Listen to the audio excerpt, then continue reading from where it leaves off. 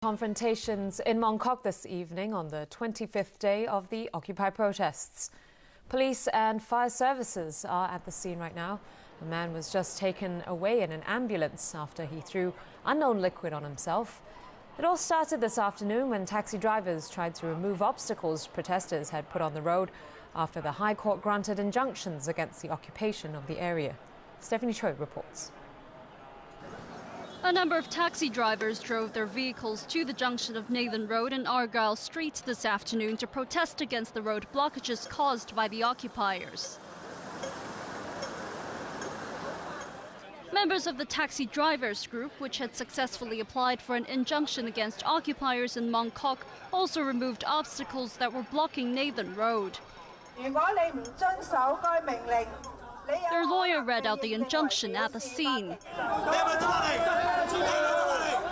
Some occupiers stepped in to question whether the drivers were bailiffs.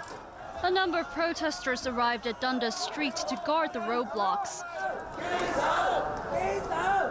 A few sat on them and refused to leave. A dump truck helped clear out the obstacles.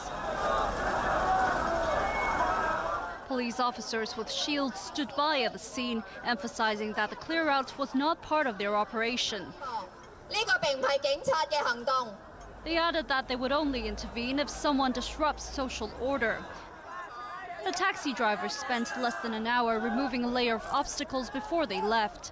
The representatives said they wanted to remove all the obstacles, but this is as much as they can do in terms of reopening the road to traffic.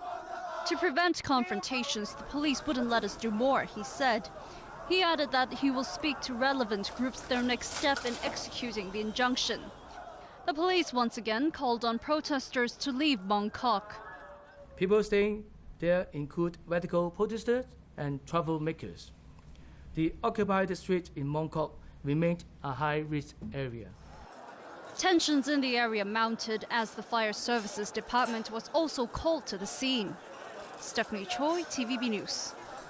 This morning, the management staff of CITIC Tower in Admiralty also tried to clear the barriers outside the building's car park entrance, but in vain. Liz Yoon reports. Around 11 a.m., police officers entered CITIC Tower. A representative of the owner of the building then read out the injunction order against the blocking up of the car park entrance and emergency vehicle exits. The court order also says no one should obstruct the clearing out of the blockades. Staff members then cut the plastic cords on the barriers on Longwei Road. Some occupiers stopped them, saying the plastic cords were the protesters' private properties. The occupiers reiterated that they would go to court on Friday to challenge the injunction order. They also said if there were bailiffs among the people at the scene, they should show their IDs. The protesters refused to receive injunction documents handed out by staff members. More protesters came and gathered in front of the barricades while some were sitting on them. Some Democratic lawmakers, including Albert Ho, Leung Kwok Hong and Kwok Ta-ki, arrived at the scene to assist in negotiations. This staff member said he explained to protesters that emergency exits of the building were blocked. Leung Kwok Hong told the crowd it is understandable that people in CITIC Tower are concerned about fire safety, but he reassured the building's management staff that the barriers would be moved apart if a fire broke out in the area. He also urged protesters not to resort to violence. Occupiers then used plastic wrap and cords to put the barricades back in place. Liz Yoon, TVB News.